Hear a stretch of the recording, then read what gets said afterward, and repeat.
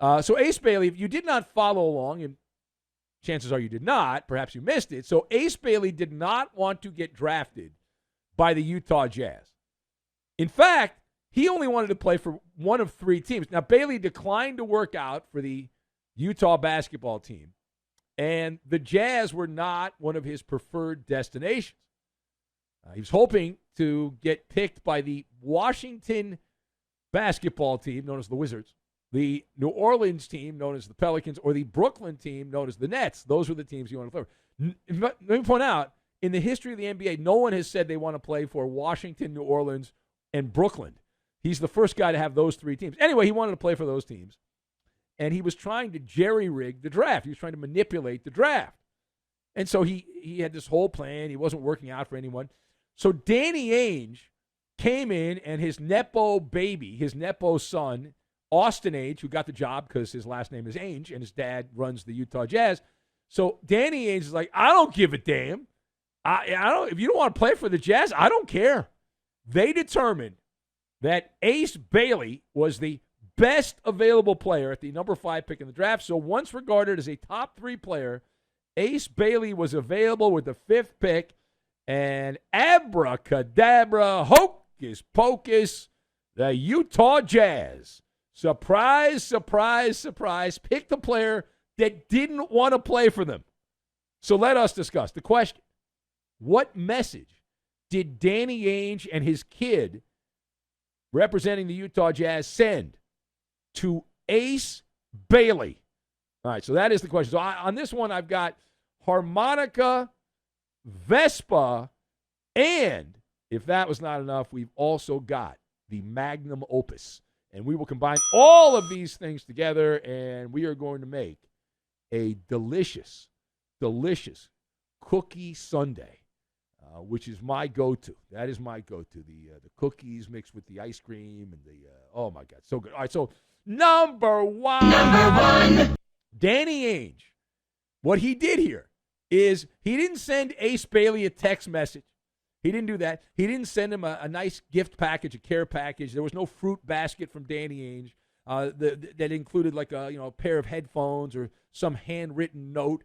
There was none of that. No. Danny Ainge sent him a draft card, and on the draft card was the number 84101. That is the zip code of the Delta Center in Salt Lake City, and a ice bucket of reality. I love it. It's always annoyed me. If you've been with the show a long time, years ago, the New York Giants drafted a quarterback named Eli Manning. Well, it was actually the Chargers. There was a trade. But Eli Manning, because of the Manning first family of football bullcrap, they manipulated the draft because Eli didn't want to play in San Diego, and they went to the Giants and all that stuff. So it always annoyed me. We nicknamed him the Punk. It's a punk move. It's an honor to be drafted. You go. These are all big cities in America or Canada. You go there. You play. You're happy. Whatever. So it always annoys me when people try to rig the draft. And so most of the time they get away with it. Most of the time, this is an example of it not working. That Ace Bailey thought he had power that he did not have. This is Danny Ainge writing a note saying, "Dear Ace, I don't give a damn where you preferred to play. You're working for me now. Love ya, Uncle Danny." That's essentially what he wrote, right? I mean, you tried to play the NBA draft, and the NBA draft played you. You're not in AAU ball anymore. And I don't care whether you were sliding into Pat Riley's DMs or whatever, hoping for bikinis, coconuts, and palm trees. You're going to Utah. I hope you like the mountains. I hope you like the Great Salt Lake, the Mormon Tabernacle, dinner reservations at 8:30 because the restaurant closes at 9. And if you try to find nightlife, I think anything after 10, you might want to get your own harmonica out. Maybe there's a CVS open. Possibly. And if you really want to go wild and have an adult beverage, it's strawberry milk. Now, Danny Ainge and his kid are announced they're not there to make friends. Right? They're looking to take an undervalued asset. They thought this guy was a top 2 or 3 pick. They got him at number 5. So they're essentially doing some day trading. And if Ace Bailey really wants to get out of Utah, then you've got to play, and you've got to play well. and prove that you're great. And then you can then have the leverage. At that point, you have the leverage. The player has the leverage. The player then can force his way out of a Utah Jazz uniform, but not prior to that, right? So that's the situation there. And Ace Bailey's a stock. They're doing some day trading. And if he wants to cash out, he's got to perform well. That's the reality. All right, now page 2. So the big rumor all day on Wednesday, which did not happen, the Celtics were flirting with trading Jaylen Brown, really for the last 48 hours prior to the draft.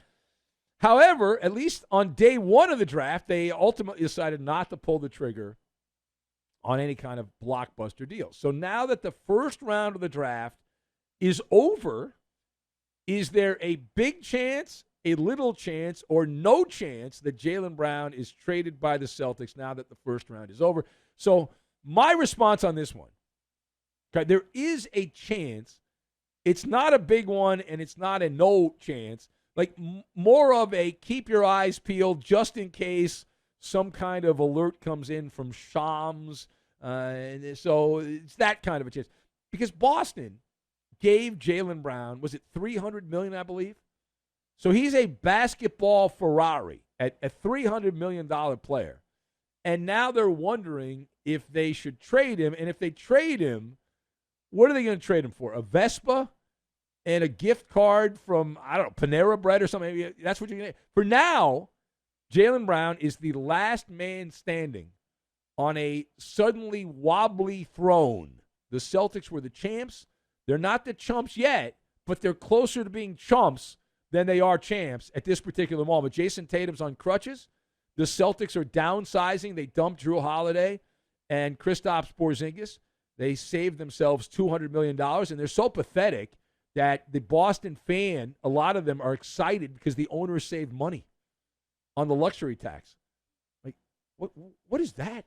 I was not raised that way as a fan, to be excited because the owners saved money. Like, even here, I love Fox Sports Radio. I've worked here pretty much my entire adult life now. It is my identity, Fox Sports Radio, in my professional career. Do I get excited when the company saves money? No, I don't get excited. They should be excited. I don't get excited for them. It's not like they give me more money if they save money. And I don't know. And I don't even work for the Celtics. If you're a fan, you don't work for the Celtics. It's like the Celtics are trying to qualify for some financial aid package, so they have to go below a certain threshold. The temptation, and that's why the reason I can't say it's completely over for Jaylen Brown, the temptation in these situations is to either go for the championship or tear it down to the studs. You know how you have a house and you buy a house and it's a fixer-upper? Well, you can make it a mansion, or you can tear it all the way down, and then you don't have the budget, so you have to wait, and then eventually you build it back up, right? You build it back up. And so they could trade Jaylen Brown. They could package him with a box of cannolis. I know Blind Scott can pick up some cannolis over there at Bova's Bakery on the north end and just see what they can get. Just see what they can get. Just go for it. All right, now, final point. I am now going to be the critic. Well, I'm kind of a critic anyway. It's kind of the gig. So I did consume the product, the NBA draft. I was locked in, first 5 picks, and then after that I was watching baseball flipping back and forth. But I still watched most of the draft. There's so much time between picks and with the baseball games and the commercials. I ended up watching, I would say, 75% of the product that was out there for the NBA draft. So, question. How would you sum up the ESPN coverage of the 2025 first round of the NBA draft?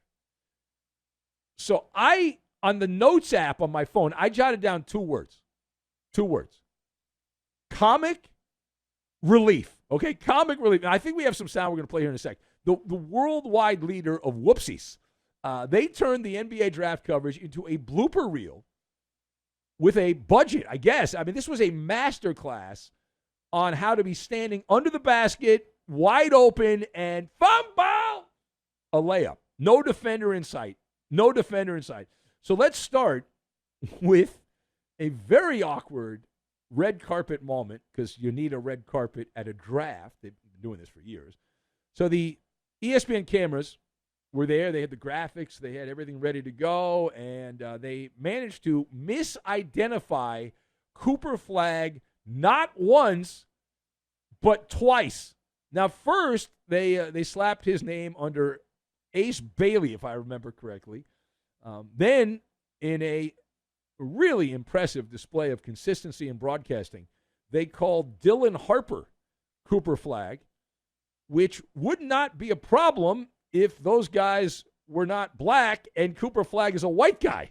Who goofed? I've got to know, right? So if you're keeping score at home, that's 0 for 2 on supposedly the face of the 2025 NBA draft. So I know how this works, right? So somebody in the IFB said, hey, we've got some B-roll of Cooper Flag, so introduce him. So then the talking head, who has no clue what they're doing, they just repeat what they're told, and then the B-roll turns out to be the wrong B-roll, and so then they said, well, that's not Cooper Flag. Here's Cooper Flag. So then they repeat it, and then that's not Cooper Flag either. What they ought to do at this point, I'm convinced, this whole draft thing, they should just label everyone future Laker if he's good, right? Future Laker if he's good. And then just that should be the chyron on every pick, because that's pretty much all the talk is. Now, that was bad. However, the magnum opus of the draft was courtesy of Malika Andrews. I think we have the audio on this, as she confidently announced the Portland Trail Blazers had selected who? Let's go to the audio tape. Take a listen. So the Portland Trail Blazers select Colin Cowherd here. This is a young man with the ultimate bet on yourself story. Absolutely. Colin Cowherd started out, was in Portland. He actually, radio there, was in Vegas, and went to ESPN, went to our place. Big success story. Replaced Tony Kornheiser on his radio show. So, and I've done some events with Cowherd over the years. I think I could post him up. But play that again. This is a great pick by the Trailblazers. He's certainly got some name brand value. And he's a household name for sports fans. And this, what a pick by the Trailblazers. And they got Colin Cowherd in, what pick was that? That was the 11th pick. Take a listen again. This is amazing. So the Portland Trailblazers select Colin Cowherd here. This is a young man with the ultimate bet on yourself story. It's amazing. And very excitingly, the Atlanta Hawks drafted Rob Parker in the second round. So Rob was a little upset. He thought he should have been a first-round pick. He was very disappointed. Now, Mike Harmon is still on the board. So he's still on the board. So there you go. And somewhere in the suburbs of Chicago, where Cowherd now resides, he probably checked his phone and wondered if he had been traded for a hot take to be named later or something like that. But it's wild. That draft coverage, which maybe it's always been bad. I don't know. It just seems like it was worse this year. Like it's like a Disney Channel variety show or something like that. And in general, it's this mishmash of, is it The Bachelor? Is it America's Got Talent? Like, what are we doing here? It's very bizarre. But hey, it gives us stuff to talk about. So it's not all bad. It gives us things to talk about, and we need things to talk about. If they were actually good, we wouldn't have been able to talk about it. There'd be nothing to talk about.